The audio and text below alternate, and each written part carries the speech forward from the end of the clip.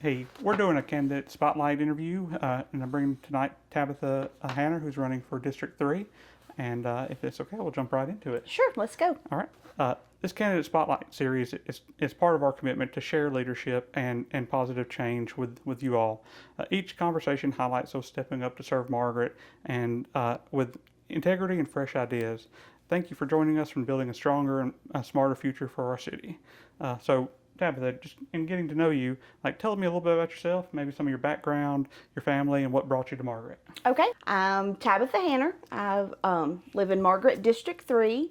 I'm a mom to one teenage son, and I currently work in city government in our neighboring city of Argo. I'm an assistant clerk over there. I work in the municipal court, and I work as assistant to the city clerk, and I work on the Planning and Zoning Commission over there in Argo.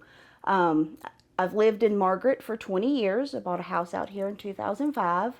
And I mean, what brought us here was just really the location. It was a good distance from family and work and everything like that. And over the years, a few years back, I got a divorce. I fought for my house in my divorce because I wanted to stay here. And so I'm really proud. I've worked hard for my home here in Margaret, and I don't plan on going anywhere. Okay. And can you tell me like what made you decide to run for office this year? Yeah, so obviously I'm not going anywhere, and Margaret really needs some change in a different direction, and I don't want to have to move because of the direction the city's going in. So I decided that, To be part of the change. to be part of the change. Yes. Awesome, awesome. And was there a specific moment or issue that made you say it's time I need to step up? Well, I really started paying attention in 2023. I just, some of the city stuff popped up on my radar. There was some stuff going on.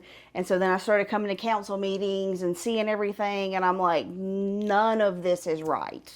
So I maybe not a one single issue, but just becoming aware of everything as a whole. Something's not right. Seeing an issue in governance that needed to be addressed. Absolutely, absolutely. And that's very much the same for me. So, and how would you describe your leadership style in 3 words? By the book. By the book. Working for municipal government, I know I know processes, and I know, legalities and just the way things are supposed to be done. So when you're talking about city government, you've got to lead by the book. And believe it or not, I mean, there's more or less a book for guiding a city and governing a city. So you got to do it by the book. Absolutely, absolutely. Let's talk about a few of the Margaret issues now. And so, what do you see as the most urgent challenge facing Margaret right now? Well, I mean, leadership obviously is a huge challenge in the fact that the current leadership is getting in the way of, Margaret doing anything positive or anything moving forward. As far as, from a citizen aspect, I would say that our infrastructure is probably the biggest, most concerning thing we have going on right now, and specifically, our water situation. Absolutely, that's something that affects everybody and not just new development. Good call. And speaking of infrastructure, so obviously from roads to water, they've all been top issues. What's your take on how we can address it or fix it? Well, I mean, the first thing we have to do as a city is pass a budget. We don't know what we can and can't do till we know what money's coming in and what money's going out. Absolutely. So yeah, first and foremost, we've got to get our finances figured out, and then we got to start looking at these problems and ranking them, and then start, attacking them.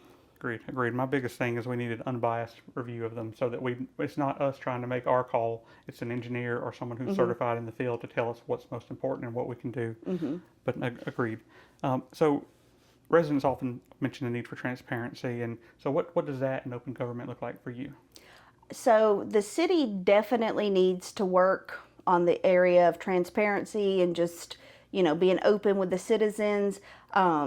the city of Margaret has a Facebook page that just sits there and does nothing, and has for several years, when every other city around us uses their Facebook page to post important notices like road closures, or Alabama Power is going to be, causing delays, posting the agendas, posting the recordings of city meetings. Everybody around us uses Facebook for that, and there's no reason why we shouldn't. Agreed. And the city Facebook page really, the city's website really leaves a lot to be desired. And I know that, a website is something we pay for, so we're just funneling money into something that really serves no purpose. Agreed. And how the city currently records the meetings and posts them, that's pay, like we have to pay for that, right? Yes, we're when we have a Facebook page where we could just live stream stuff and post it on there, and it doesn't cost us any extra money,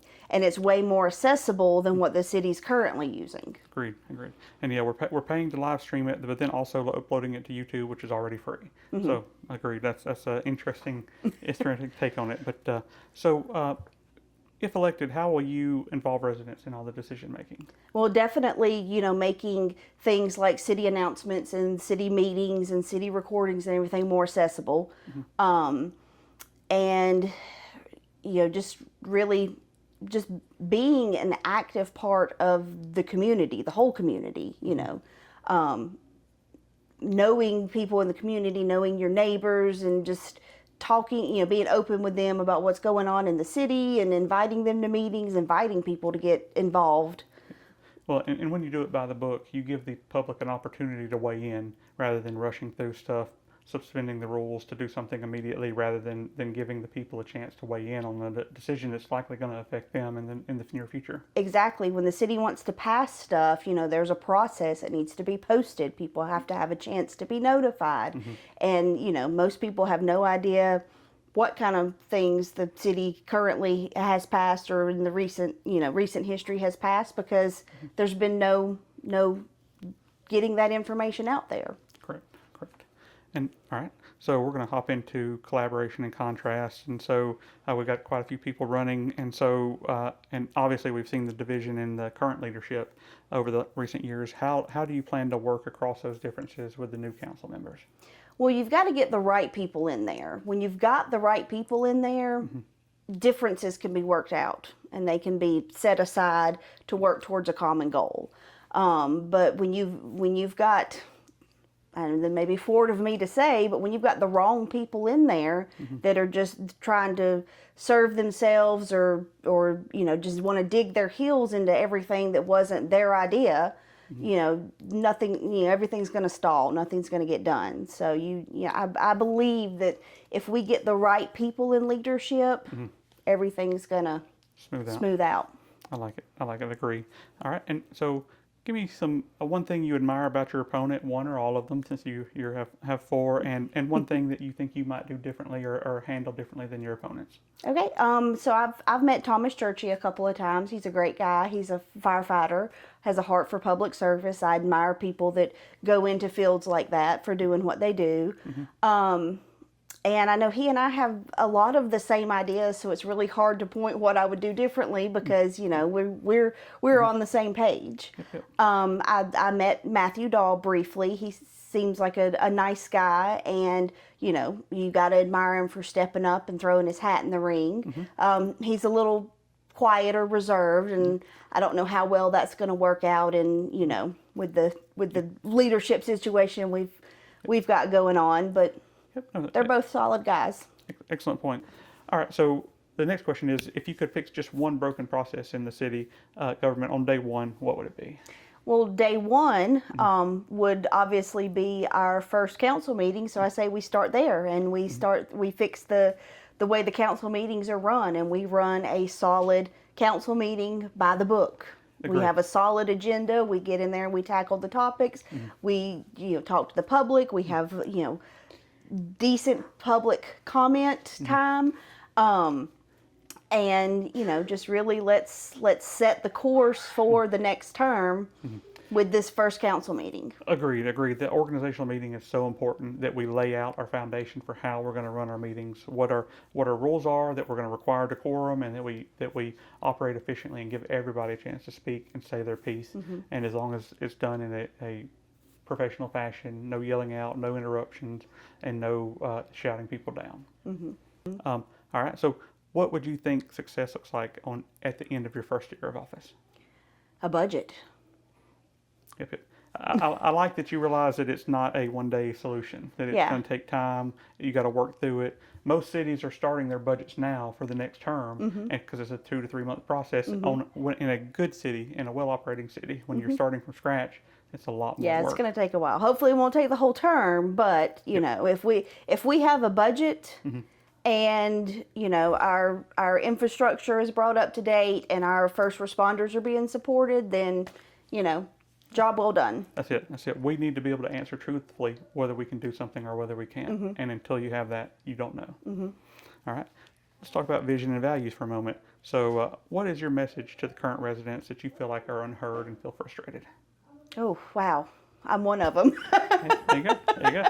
I felt unheard and frustrated too. So my message is that I hear you and I'm frustrated too. And that's why I'm running. So that we can get some new voices in there and really get some change. That's right. That's right. That's an excellent point. Excellent point. And why should people vote for you, and why should they vote in general? Well, you should vote in general because, you know, it's one of the true freedoms we have, you know, as Americans, is the right to vote, you know, local, state, federal. I have realized over the last few years that your local elections, they really affect you far more than who's sitting in Montgomery and who's sitting in Washington. Like, these are the decisions that are affecting your day to day. You know, your local leadership is really doing the stuff that really affects you every day. So I feel like, I know a lot of people, they only get out and vote for the federal elections, you know, national president, you know, and even less get out for state, but still more than do for local. Local elections around here have pitiful turnouts, and it really should be better. So absolutely, you need to vote on August 26th. It's the only way to get any change done is if you get out and vote for who you want to be your next leaders, who you want to make the day-to-day, the decisions that affect you day-to-day.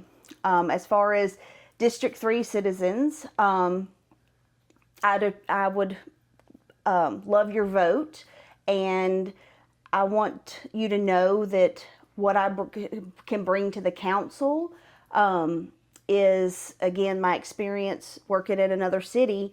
I mean, nobody else running has that kind of experience. I feel like it's unique in this race. So I have experience with council meetings. You know, publishing the agendas and taking the minutes, city finances, city budgeting. I've had experience with that, and I'm a certified municipal court magistrate, so I'm in the court system, so I know what's affecting our law enforcement and what, you know.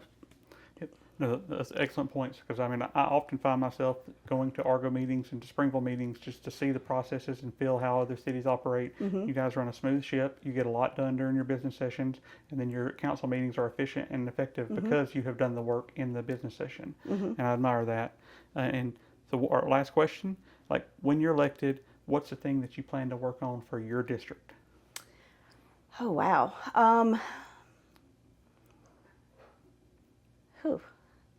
So I think one of the biggest things that we need, and this is citywide, but I feel like it would specifically help District 3 too, is our police patrolling. I know anybody that lives on South Hillcrest Road, you are as annoyed with the speeding and everything as I am. And we need to support our law enforcement. We need to pay them competitively. We need to draw in the best of the best, and we need to get a fully staffed police department so they can patrol and so they can pull over, these speeders. And when you start pulling over speeders, you find, no driver's license, no insurance, you stop DUIs and everything. So we need to get these things off our streets so our neighborhoods are safer. Agreed. And your district has two major thoroughfares with South Hillcrest and Old Acton Road. And as more traffic builds up, more people are going to be trying to take Old Acton Road. Yes. And it's only going to get worse. And people use South Hillcrest as a drag strip. That's exactly right. That's exactly right. Well, I really want to thank you for participating in this Spotlight series. And I think together we can lead with integrity, transparency, and create some great solutions for the city. Okay. Thank you. All right.